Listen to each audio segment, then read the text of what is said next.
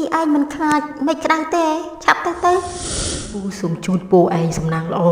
ออกคนให้ลูกปูบางจังขยมเต้าเส้นให้ปีนี้เกมีนโกนเฮยเกมีนโกนใบไข่เฮยอันกินจังไหมทางไม่ลูกป้าดูยามีนโกนจังសូមជូនរឿងអ្នកម៉ាក់វ័យក្មេងនិពន្ធដោយកញ្ញាសុខាផលិតដោយកញ្ញាសុខាសូមតាមដានទស្សនាក្នុង YouTube ខ្មែរ21ដោយរីករាយ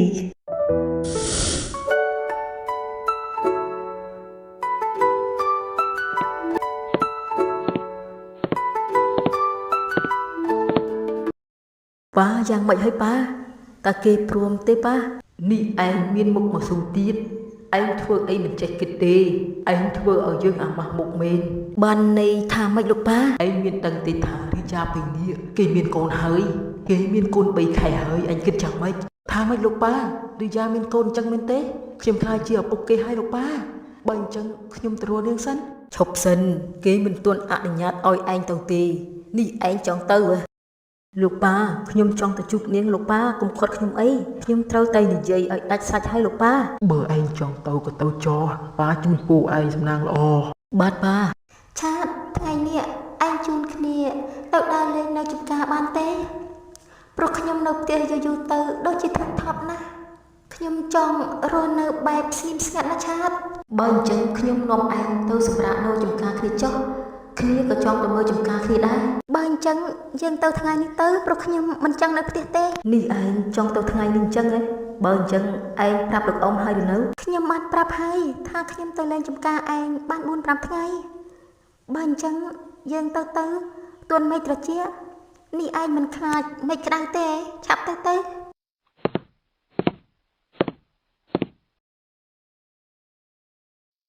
ទៅក៏ទៅដែរវើយ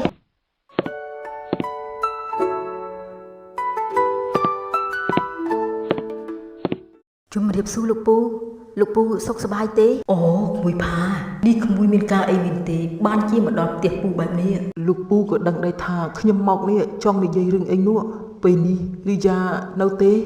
ខ្ញុំចង់និយាយជាមួយនាងពេលនេះក្មួយមកខកជើងហើយរីយ៉ាគេមិននៅទេក្មួយអាចនិយាយជាមួយពូបានប៉ុន្តែខ្ញុំចង់និយាយជាមួយនាងគឺខ្ញុំមានរឿងសំខាន់ផងលោកពូរឿងសំខាន់ឯងមកនិយាយរឿងរីយ៉ាមានកូននឹងមែនទេបើចង់ទទួលខុសត្រូវតែស៊ូរីយ៉ាសិនតើគេព្រមឬអត់ពេលនេះក្មួយត្រឡប់ទៅវិញសិនទៅចាំនាងត្រឡប់មកវិញចាំមកនិយាយគ្នាម្ដងទៀតលោកពូខ្ញុំសូមប្រាប់ខ្ញុំមកថារីយ៉ាគេនៅឯណាខ្ញុំចង់និយាយជាមួយនាងហើយពេលនេះគឺខ្លាំងណាស់ខ្ញុំនឹងទទួលខុសត្រូវទាំងអស់ឲ្យខ្ញុំធ្វើអ្វីក៏ព្រមដែរលោកពូ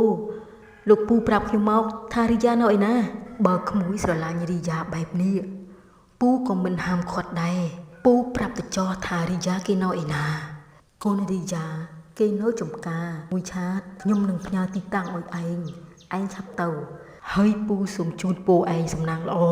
អរគុណហើយលោកពូបើអញ្ចឹងខ្ញុំទៅសិនហើយ